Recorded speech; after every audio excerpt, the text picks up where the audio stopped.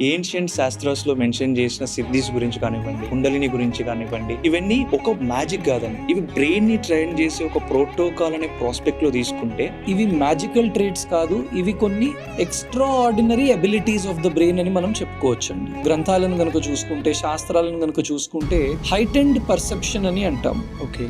ఎదుట వాళ్లతో పోల్చుకుంటే మన సెన్స్ ఆర్గన్స్ ఇంకా బెటర్ గా పర్ఫార్మ్ చేస్తూ ఉంటే దాన్ని హైటెండ్ పర్సెప్షన్ అని మనం అంటాం.